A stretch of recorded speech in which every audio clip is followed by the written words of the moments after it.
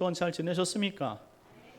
감사합니다. 우리 앞뒤자로 인사하도록 하겠습니다. 참 잘 오셨습니다. 은혜 받읍시다. 참 잘 오셨습니다. 예, 참 잘 오셨습니다. 참 잘 오셨어요. 예, 참 잘 오셨습니다. 감사합니다. 벌써 3일이 지나가고요. 이제 12월도 중순으로 왔어요. 중순으로 왔어요. 너무나 빠르게 지나가고 있지 않습니까? 그래서 곧 있으면 12월 말이 오고 성탄절이 옵니다. 그러면 이제 2025년도 지나가는 것이죠. 또 2025년도 지나가면 또 한 해를 지나 보내는 건데, 여러분들 지나 보낼 때에 잘 보내시는 것이 좋을 것 같습니다. 여러분의 인생인데 잘 보내줘야죠. 새로운 다짐으로 2026년을 맞이하는 거예요. 자, 오늘 본문 말씀을 통해서 야곱이 두 여자와 결혼하다라는 제목으로 은혜를 나누려고 합니다.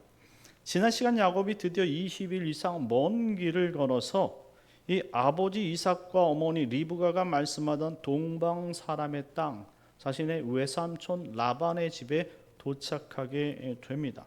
이 동방 사람, 이 동방이라는 것은 그 당시 문명의 발생지인 메소포타미아입니다.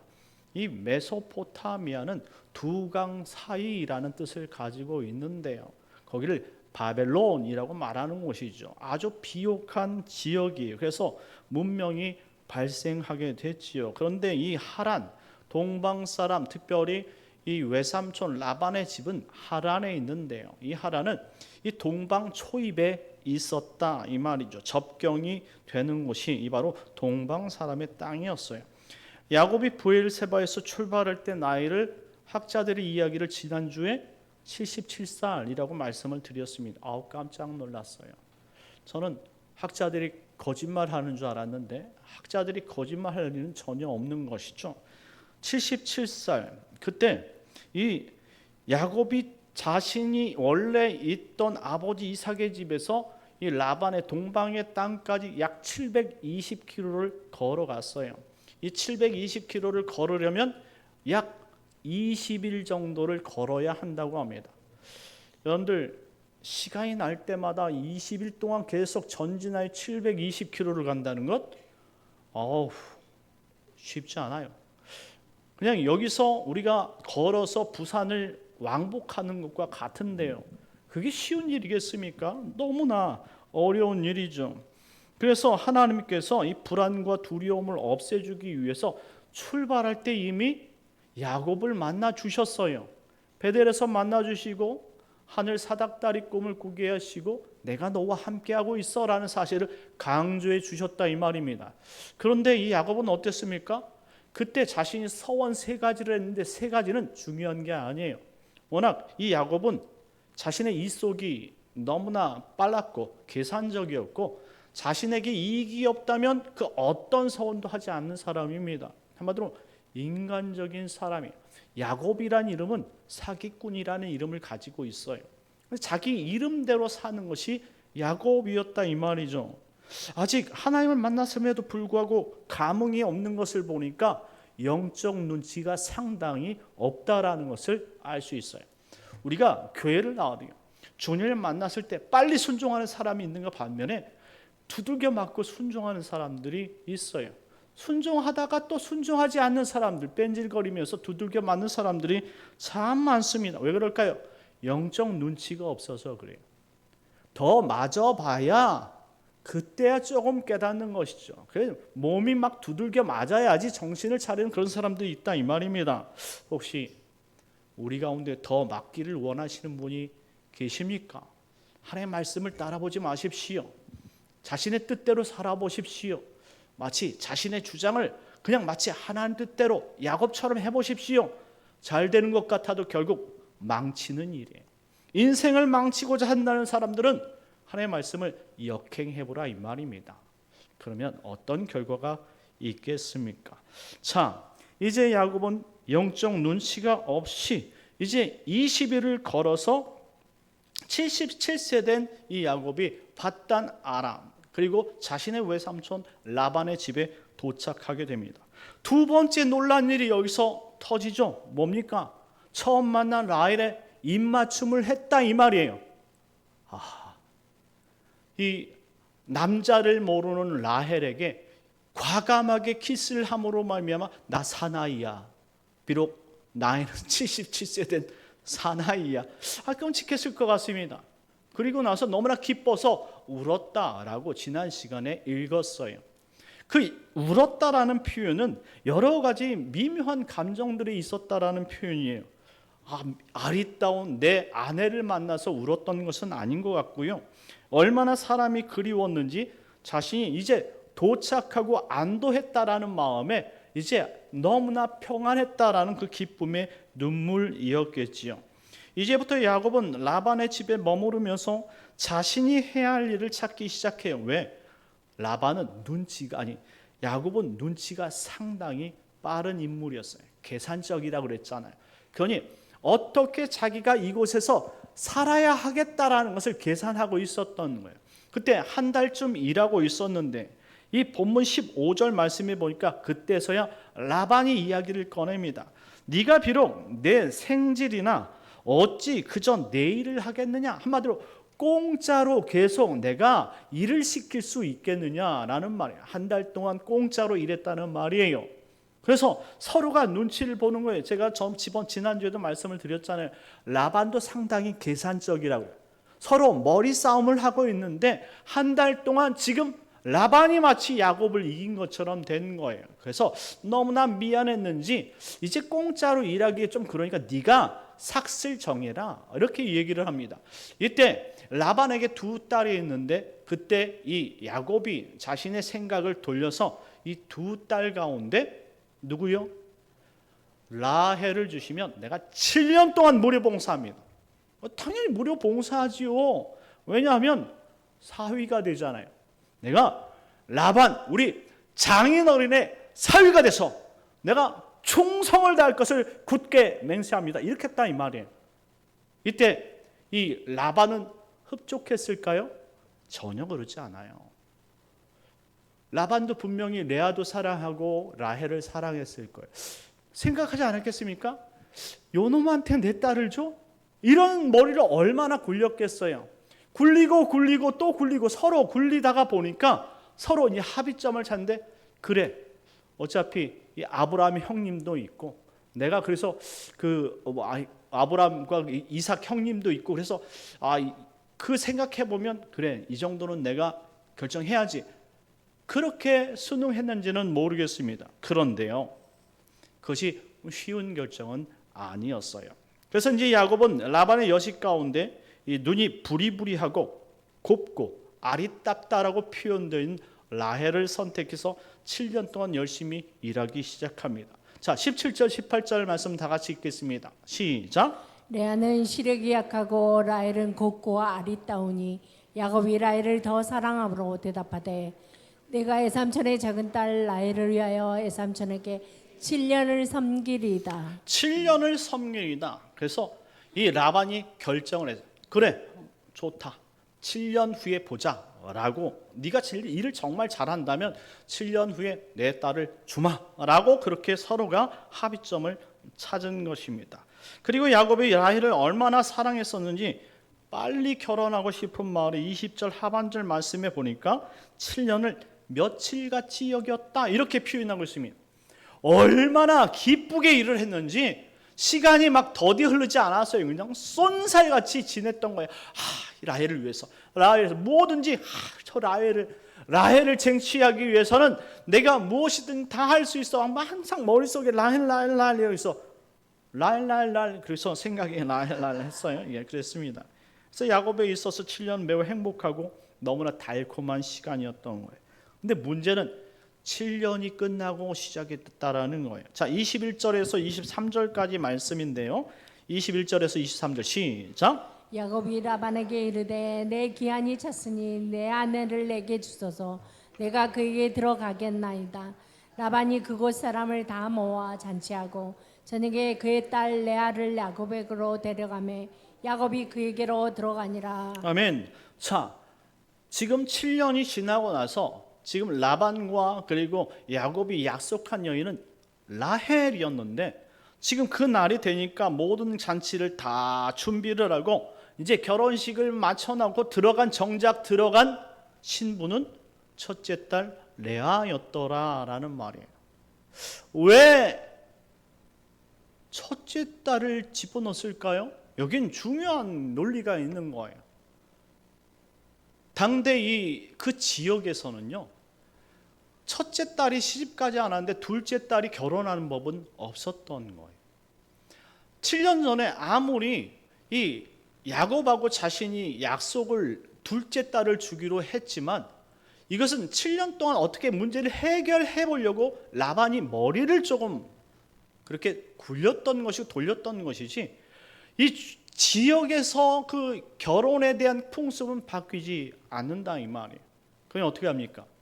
어쩔 수 없이 첫째 딸 레아를 방에다 집어넣은 거예요. 자, 잔치를 벌리고 나서 이제 흠뻑 취해 있는 이 야곱이 이제 새 각시를 만든다는 기쁨의 방에 들어갔는데, 여러분 생각해 보십시오. 뭐 취해 있겠다. 그리고 지금처럼 이런 전기를 딱 스위치를 올리면 이렇게 환하게 불이 들어오는 것이 아니었다 이 말이에요. 호롱불 밑에서 거기서 화장을 어떻게 연지곤지 찍으니까 그 사람이 그 사람처럼 보이는 거예요. 그렇죠? 그래서 뭐 시력도 어두운데 누가 누군지를 잘 구별이 안 되는 것이죠. 그래서 서로가 첫날 밤을 보내게 됐다 이 말입니다. 어떻게 됐을까요? 25절 말씀 다 같이 읽겠습니다. 25절 시작. 야곱이 아침에 보니 레아라 라반에게 이르되 애삼촌이 어찌하여 내게 이같이 행하셨나이까? 내가 라헬을 위하여 애삼촌을 섬기지 아니하였나이까? 애삼촌이 나를 속이시면 어찌 됨이니까? 자, 오직 7년을 한결같이 라헬을 위해서 섬겼는데 눈을 딱 뜨니까 내가 아는 여자가 아니야. 내가 바랬던 여자가 아니야. 밤에 막 정말로 온갖 사랑의 메시지를 다 던졌는데 그 여자가 이 여자가 아닌 거예요. 황당스러운 거예요. 막 화가 난 거죠. 나 이 여자 아닌데 왜 나에게 이 여자를 줍니까? 너무나 화가 난 나머지 외삼촌이라고 이게 장인어른한테 외삼촌이래잖아요. 외삼촌! 어떻게 나에게 7년 약속을 이렇게 한순간에 어길 수 있습니까? 이게 말이나 되는 겁니까? 저는 일편단심이란 말입니다. 막 화가 나니까 막 어떻게 될지 막 모르는 거예요. 막 이랬다 저랬다 막 위통을 벗으려다가 입었다가 벗으려다가 입었다가 지금 그런 상황 속에 있었던 거예요. 하지만 라반의 입장에선 다시 한번 생각할 수밖에 없었다 이 말. 첫째가 시집을 안 갔는데 둘째를 시집 보내는 일이 없다 이 말입니다. 그래서 라반이 결정한 것이 뭔지 아십니까? 둘을 다 주기로 결정을 한 거예요. 이 그 논리. 라반이 얼마나 답답했겠어요. 여러분들 이제 7년이 다 차갈 때 라반이 너무나 답답한 거예요. 첫째를 보내지 않았는데 둘째를 지금 시집 보내면 말도 안 되는 것이고, 그리고 둘째를 보낸다 해도 첫째가 알아서 잘 갈 것 같지도 않다 이 말이에요. 상황 자체가 항상 얼굴에 힘이 없어서 이 시력이 약하니까 인상을 쓰고 항상 가까이 쳐다봐야죠. 니시여 이렇게 얘기해서 알아들을 수 있는 그러한 사람이었다 이 말이에요. 그러니 이번 기회에 모두 그냥 다 야곱에게 보내자 이렇게 이제 계획을 하게 되는 거죠. 솔직히 말해서 이 라반의 입장으로 생각한다면 7년 동안 이 머리를 얼마나 굴렸겠어요. 야곱을 과연 이 두 딸을 줘도 될 만한 사위인가를 생각하지 않았겠느냐 이 말이에요. 이 사위 하나 잘못 들이면 우리 가정 완전히 망하는 건데, 이거 사위 계속 일하는 모습 지켜보고, 그 다음에 먹는 모습 지켜보고, 자는 것도 지켜보고, 술버릇도 지켜보고 그러지 않았겠느냐 이 말입니다. 그래서 7년 동안 계속 지켜보다가 결국 결정했어. 그래, 어쩔 수 없다. 두 딸을 다 주자라고 결정했던 거예요. 그래서 레아를 먼저 넣어줬던 것이죠. 그래서 라반은 속타는 마음에 먼저 레아를 그에게 주었던 거예요. 하지만 라헬을 주지 않는다는 것은 아니에요. 그래서 아버지의 입장으로서 어쩔 수 없는 선택을 하였다라는 사실을 말해주고 있는 것입니다. 27절 말씀 다 같이 읽겠습니다. 시작. 이를 위하여 7일을 세우라. 우리가 그 돈 내게 주리니 내가 또 나를 7년 동안 섬길지니라. 아멘. 아멘. 이를 위하여 7일을 채우라. 이 7일은 그 당시 신혼 기일을 뜻하는 거예요. 결혼을 하면요 7일 동안 일을 시키지 않고 신혼을 만끽할 수 있도록 보장해주는 제도가 있었던 거예요. 그러니 할 일이 상당히 많아요. 여러분들 이 라반이 정말 잘 살기 때문에 쳐야 될 양떼가 상당히 많습니다. 거기서 많은 일들을 야곱이 해 주었어요. 그렇기 때문에 라반이 그래도 두 딸을 그에게 줬던 거예요. 생각해 보세요. 일도 못해, 얼굴도 못생겼어, 아무것도 못해. 그러면 두 딸 주겠습니까? 내쫓아버리죠. 야야야 1년만 하고 나가, 이렇게 얘기를 하겠죠. 그런데 7년 동안 지켜봤다라는 것은 얘가 계산적인데 일은 잘해. 하여튼 똑부러지게 일하는 것 같아. 그러니 이 계산적인 이 장인어른 입장에선 마음에 들었던 거예요. 그러니 레아도 줄 수밖에 없고 그리고 라헬도 줄 수밖에 없었던 거예요. 그리고 7일을 채우면 내가 네가 사랑한다고 이야기한 둘째 딸 라헬까지도 줄 거야 라고 약속하게 된 것입니다. 그리고 7년을 다시 일해 줘야 된다라는 거예요. 참 머리가 좋지요. 머리가 좋은 거예요. 서로 이 머리 굴리다가 정말 이런 일들이 일어난 건데요. 지금 라반은 또 둘째 딸을 볼모 삼아서 7년을 다시 일하도록 시킨 것입니다. 자, 결과적으로 야곱은 자신의 의지와 상관없이 4명의 여인을 얻게 됩니다. 어떻게 해서 4명일까요? 처음에 레아를 했을 때 레아의 여종 실바를 같이 주었고, 라헬을 주었을 때 그의 여종 빌하를 같이 주었다는 거예요. 한순간에 4명의 여인을 얻은 이 야곱은 행복할까요? 저는 절대 행복하다고 생각 안 합니다. 지금 야곱의 나이는 77세예요. 그런데 지금 시퍼렇게 젊은 여인이 4명과 결혼을 한 거예요. 도대체 어떻게 감당할 것인지는 저는 모르겠습니다. 원래 하나님 또한 결혼을 시킬 때요, 젊은 사람끼리 결혼을 시킬 때 한 남자가 한 여자를 사랑하도록 그렇게 정해 두셨어요. 지금 야곱은 라헬 아니면 안 된대. 지금 라반은 그냥 모든 여인을 다 야곱에게 넘긴 거예요. 그 상황 속에서 지금 이제 이 야곱은 자신이 새 가정을 꾸며야 되는데 신부가 4명씩이나 되니까 이제 어떻게 자신이 살아야 될지를 또 막막하게 됐다라는 말이에요. 자, 30절 말씀 다 같이 읽겠습니다. 30절 시작. 야곱이 또한 라헬에게로 들어갔고 그가 레아보다 라헬을 더 사랑하여 다시 7년 동안 라반을 섬겼더라. 아멘. 여기서 이제 문제가 일어났어요. 야곱이 또한 라헬에게로 들어갔고 약속대로 지금 라반이 둘째 딸까지 줬다라는 표현이에요. 그가 그런데 레아보다 라헬을 더 사랑했다라고 말합니다. 이렇게 될 줄 알았어. 라반 또한 이렇게 될 줄 알았을 수 있을 거예요. 레아가 너무나 안타깝죠. 그냥 일방적인 사랑을 보여주고 있는 이 야곱과 라헬을 통해서 이 레아가 상처를 얼마나 받겠느냐 말이에요. 그리고 또한 그 2명의 여종들 실바와 비라는 어떻게 했느냐 이 말입니다. 몸종으로 그곳에 들어가서 그곳에서 이 정실 부인 그 둘의 몸종에다가 그리고 그와 같이 이 레아와 라헬과의 관계 속에서 일방적으로 야곱이 라헬만을 사랑하는데 그럼 몸종들은 어떻게 되느냐 이 말이에요.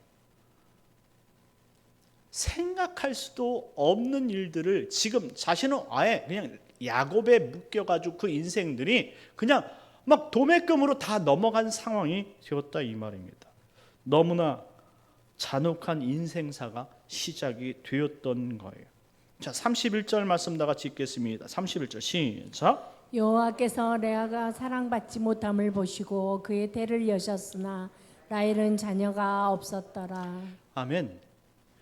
지금 이 말은요, 지금 야곱이 라헬을 일방적으로 사랑했다라는 표현이에요. 너무나 힘들었다라는 거예요. 지금 레아는 잔혹할 정도로 그 사랑 표현을 자신은 받지 못하는데 자신의 여동생인 그 라헬은 항상 서로가 서로를 막 눈빛이 막 광선이 튀기고 그냥 옆에 붙어서 절대 떨어지지 않는 이 모습을 볼 때 너무나 화가 치밀을 수밖에 없는 상황이 된 거예요.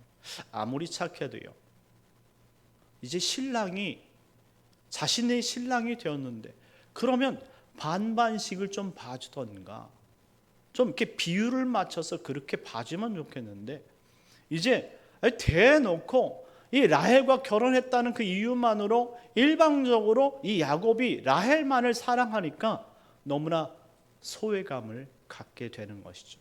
여자가 사랑받지 못한다는 느낌을 들 때에 여자는 어떤 마음을 가지게 될까요? 죽고 싶다, 우울감, 여러 가지로 한꺼번에 몰려오지 않겠습니까? 그런데 이것이 어쩔 수 없는 지금 삶이어야 되고, 그리고 자신이 하나님의 부름을 받을 때까지 이 삶은 변하지 않는다고 생각한다면 얼마나 끔찍합니까? 소망이 없는 것. 그 소망이 없는데 누가 그 레아를 사랑해 줍니까? 하나님이 개입하시는 거예요. 여기서 인생 역전이 나타납니다. 여러분 잘 봐야 돼요. 육체로 만족하고 있는 라헬과, 그리고 영적으로 성숙하고 하나님을 만남으로 말미암아 더 풍성해져가는 레아를 볼 수 있어야 돼요. 우리가 둘 다 가질 수는 없어요. 예수님께서도 그런 말씀을 하셨어요. 사람이 두 주인을 섬길 수 없다고. 하나님을 섬기든지 재물을 섬겨야 한다, 이렇게 표현을 한 것을 기억해야 돼요. 우리가 하나님 앞에 집중을 하게 되어지면 세상 것이 멀어지게 돼 있어요. 그런데 세상에 집중하게 되어지면 하나님 것이 자연스럽게 멀어지게 된다는 거예요. 이것은 지금도 우리 삶과 똑같아요. 우리가 세상 일을 가지고 있기 때문에 세상 일을 안 할 수는 없어. 그런데 세상 일을 너무나 집중하다 보면 우리가 놓치는 것이 있어. 영성이라는 것을 놓치게 된다는 거예요. 영성을 한번 놓치게 되어지면 그것을 다시 붙잡기까지 시간이 너무나 많이 걸린다는 것을 꼭 기억하십시오. 라헬의 모습이에요. 그런데요, 영성을 붙잡으면요, 뜻하지 않는 기쁨이, 축복이 찾아온다라는 것을 꼭 확인하셔야 돼요. 자, 여러분들은 라헬이 좋습니까? 레아가 좋습니까? 라헬이 외모로 이쁘고 세상적으로는 가치 있다고 얘기할 수 있고, 남자들이 집중할 수 있는 그런 외모를 가지고 사랑을 받는다는 그런 장점을 가졌지만, 그는 하나님의 사랑을 놓치고 있었던 거예요. 왜? 남편의 사랑에 만족하고 있기 때문입니다. 그런데 결과적으로 따지면 무엇을 얻지 못하고 있어요? 아들을 얻지 못하고 있다는 거예요. 이게 아들은 열매를 말하는 거잖아요. 우리 인생의 열매는 자녀로 나타나는, DNA가 넘어가면서 그 자녀가 풍성해짐으로 말미암아 그 하나님의 사랑과 축복이 자녀를 통해서 나타나는 것을 보여주는 것이 성경적 원리가 그런 거예요. 그런데 지금 라헬은 남편의 사랑을 가득 받지만 하나님의 사랑이 공고해지고 있다는 사실을 보여주고 있어요. 반대로 레아는 남편의 사랑을 받지 못하니까 그 아픔 때문에 하나님을 더욱더 간절히 찾고 있다는 사실을 보여줘요. 그래서 어떻게 됩니까? 32절 말씀해 보니까 레아가 임신하게 돼요. 가끔 가다가 가뭄에 콩나듯이 야곱이 찾아 들어왔는데 임신을 떡하니 하는 거예요. 야곱이 기술이 좋아서가 그런 게 아니에요. 하나님께서 은혜를 레아에게 주셨다라는 거예요. 이것은 사랑의 표현이에요. 하나님께서 레아를 기억하고 있다라는 사실이에요. 그래서 아들을 낳고 그 이름을 르우벤이다 라고 말하고 있습니다. 르우벤이란 뜻은 보라, 아들이다, 이런 의미를 가지고 있어요. 아들을 주셨다라는 것은 대를 잇게 하셨다, 나야 나, 그런 거예요. 라헬, 야곱의 대는 우리 아들이 있는 거야 라고 이야기하는 것이에요. 르우벤. 그리고 나서 두 번째를 또 덜컥 임신하게 됩니다. 33절 말씀에 레아가 다시 임신하여 아들을 낳고 이르되 여호와께서 내가 사랑받지 못함을 들으셨으므로 내게 이 아들도 주셨도다 하고 그의 이름을 시므온이라고 말합니다. 시므온. 들으셨다라는 말이에요. 뭘 들었어요? 하나님 저 힘들어요. 하나님 저도 정말 남편에게 사랑받고 싶은데 사랑받을 수 있는 상황이 못 돼요. 하나님 너무나 억울해요. 제 인생 하나님께서 저를 돌봐주시지 않으면 저는 살아갈 수 없어요. 이와 같은 아픔을 그 기도를 통해서 들으시고 응답해 주신 거예요. 그래서 시므온을 주셨어요. 그때 레아가 깨닫는 거죠. 하나님께서 내 아픔을 들으셨구나라는 사실을 깨달은 거예요. 그러면 하나님 앞에 남편에게 받지 못하는 위로를 하나님으로부터 받았다라는 말이에요. 자, 그러면 여기까지 아들 둘 낳을 때에 라헬은 자녀가 있었습니까? 없었어요. 왜요? 그는 세속적 기쁨에 하나님 앞에 간구할 필요가 없었던 거예요. 그니 하나님 앞에 간구하지 않는 거예요. 왜냐하면 야곱을 통해 그 기쁨과 사랑이 너무나 충만했기 때문에. 단지 육체적으로 따진다면 아니 벌써 언니가 둘씩이나 낳았는데 왜 나는 못 가지지? 그러면 누구한테 더 닥달할까요? 남편인 야곱에게 더 찾아가서 그에게 더 주문하게 되는 거죠. 나 아직 아들 없다고. 그러니 언니에게 가지 말고 항상 내게로 와. 이런 식으로 되는 거예요. 독차지하려는 마음이 생겨요. 오기, 깡. 인간의 욕정, 욕심. 이런 끊임없는 갈구로 인해서 하나님을 찾고 하나님께 간구를 했다면 아마 하나님께서 들어주셨을 거예요. 그런데 그는 기도하지 않았다 이 말이에요. 그래서 어떻게 됩니까? 라헬이 남편을 더 붙잡고 사랑을 간구할 때마다 레아는 너무나 마음이 아프니까 계속적으로 하나님을 의지할 수밖에 없는 기도하는 것이죠. 자, 다 같이 한번 읽어보겠습니다. 34절, 35절입니다. 시작. 그가 또 임신하여 아들을 낳고 이르되 내가 그에게 새 아들을 낳았으니 내 남편이 지금부터 나와 연합하리로다 하고 그의 이름을 레이라 하였으며 그가 또 임신하여 아들을 낳고 이르되 내가 이제는 여호와를 찬송하리로다 하고 이로 말미암아 그가 그의 이름을 유다라 하였고 그의 출산이 멈추었더라. 아멘. 셋째도 주셨고 넷째도 주셨어요. 여러분들 여자가 아이를 한 달에 한 명씩 낳습니까? 아니잖아요. 1년에 한 명 정도 낳으면 많이 나는 거잖아요. 지금 아이를 계속 낳았다라는 것은 4년 정도의 터울을 계속적으로 지냈다라는 것을 볼 수 있고, 이 말은 야곱이 그렇게 많이 레아를 찾지 않았다라는 의미를 보여주는 거예요. 그럼에도 불구하고 하나님께서 레아에게만 집중해서 아들을 주고 있다라는 것은 하나님의 큰 사인이 있는 거예요. 레아가 비록 힘들지만 그 힘듦을 하나님 앞에 지금 토로하고 기도하니까 하나님께서 사랑을 온전히 레아에게만 쏟아부어주고 있다는 사실이에요. 사랑하는 성도 여러분, 우리가 인간적으로 인간의 사랑을 많이 받고자 하여서 세상에 정말로 세상에 많은 사람들이 나를 사랑하게 주기를 원하고 내가 그 사람들을 사랑하게 되면 정작 우리가 하나님 앞에 받아야 될 사랑이 없다는 것을 꼭 기억했으면 좋겠어요. 여러분들은 하나님의 사랑을 받기를 원하십니까? 그러면 하나님 앞에 간구하셔야 돼요. 세상의 인간이나 남편이나 아내나 자녀에게 간구하는 것이 아니라 여러분이 받아야 될 사랑을 하나님께 간구할 때 하나님께서 들으시고 하나님께서 그것을 응답해 주시는 줄 믿으시기 바랍니다. 그러니 우리는 확고하게 하나님 앞에 나가는 믿음을 갖는 것이 레아를 통해서 볼 수 있어야 돼요. 근데 라헬처럼 세상에 만족하고 있으면 그 사람에게만 요구를 하고 사람으로만 만족하려고 하는 습성이 있다라는 말이에요. 결국 영성 있던 사람도 세속적이 되어지면 결코 영성이 회복되지 않는 거예요. 나중에 여러분들 아시다시피 나중에 여러분들 라헬이 아이를 갖지 못하고 특별히 결국 아이를 하나님께서 주셔서 얻고 도망가는 시간이 있었는데 그때 이 라헬의 신앙을 보여주게 되는데요. 그 아버지가 가지고 있던 드라빔을 훔쳐다가 가져가는 모습을 봅니다. 드라빔이 뭡니까? 우상. 한마디로 세속적이었다 이 말이에요.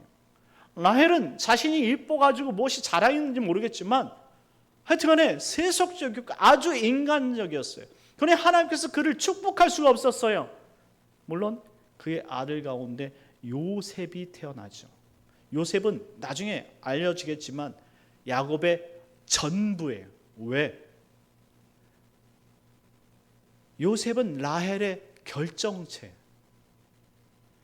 일평생 라헬만 사랑했기 때문에 그 12아들 가운데 요셉만 사랑합니다. 그게 나타나요. 그럼 어떻게 합니까? 결국 형제들한테 왕따를 당하고 팔려나가죠.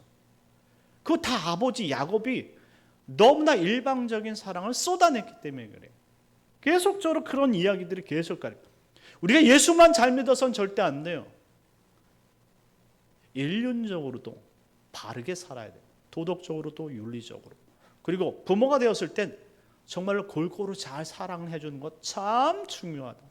물론 쉽지는 않겠지만 부모님이 자녀들을 골고루 사랑해 주고 아껴 주는 것은 너무나 귀한 일이고, 자랄 때 이것이 편종된 사랑이 자녀들을 삐뚤게 할 수 있다는 사실을 꼭 기억해야 돼요.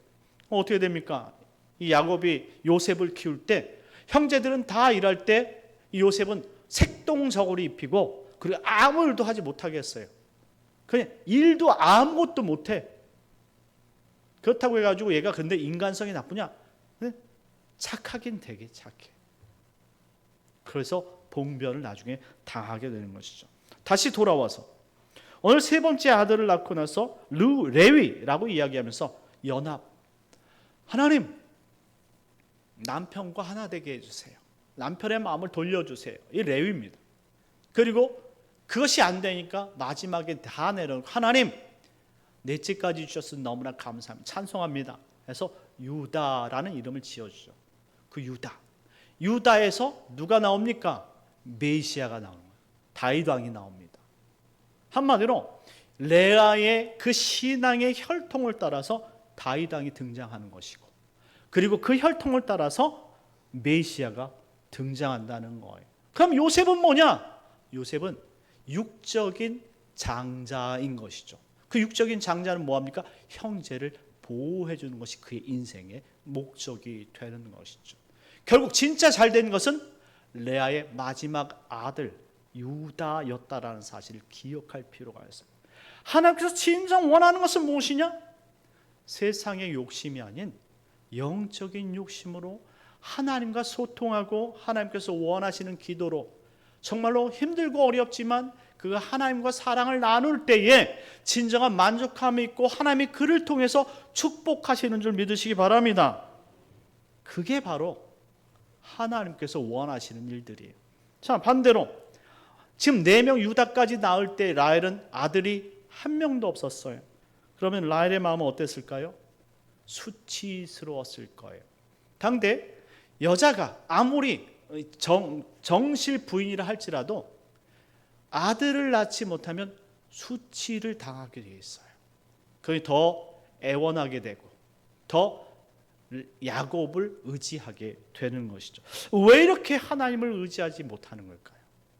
바로 인간의 욕심이 하나님을 멀리하기 때문입니다. 사랑하는 성도 여러분, 하나님은 이처럼 하나님을 사랑하는 사람을 더 사랑하셔요. 그러니 우리가 하나님의 사랑을 더 크게 여길 수 있는 지혜로운 여인이 그리고 지혜로운 성도가 될 필요가 있다는 것을 꼭 기억하시기 바랍니다. 그러니 하나님은 우리가 어려운 가운데 더 믿음이 성숙하기를 원하시는 거예요. 어려움은 우리를 하나님께로 이끌어가는 통로와 같습니다. 그러니 어려움이 있다고 해서 여러분들 낙심할 필요는 없어요. 우리 하나님 살아계십니다. 그 살아계신 하나님께서 우리를 이끄시고 하나님께서 더 큰 인생으로 만들기 위해서 어려움을 주시는 거예요. 그러니 오늘도 예수의 이름 붙잡고 기도하고 그리고 예수의 이름을 들고 승리하는 복된 성도님을 되시길 예수님의 이름으로 축원합니다. 우리 다 같이 기도합시다. 기도하실 때 나머지 3일도 하나님 은혜를 베풀어 주옵소서. 환난 가운데, 고통 가운데, 역경 가운데, 고난 가운데 주님을 만나게 하시고 오직 우리 하나님이신 그 하나님 부르짖으며 주님께서 행하신 일들을 통해서 우리 더 성숙하게 하옵소서. 주여 한번 외치고 기도하겠습니다. 주여 하나님 아버지 은혜를 베풀어 주시니 감사합니다. 우리에게 이처럼 아버지 귀한 아버지 레아의 삶을 통해서 우리가 아프고 힘들 때 더 성숙을 아버지 행할 수 있도록 하나님께서 은혜를 베풀어 주신다는 사실을 깨달아 알게 하여 주옵소서.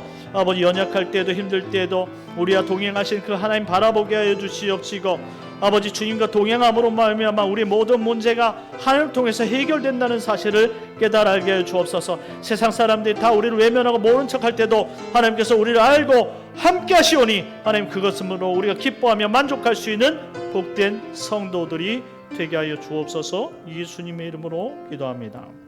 참 좋으신 하나님 은혜를 감사합니다. 하나님 오늘 레아와 또 라헬을 통해서 하나님께서 레아를 어떻게 사랑하고 있는지를 보여주셨사오니 어려움과 힘들 때에 인간적인 방법이 아니라 오직 하나님께 간구하고 하나님을 통해서 아버지 사랑을 받으며 회복되어지는 놀라운 은혜의 역사가 우리에게도 있게 하여 주시옵소서.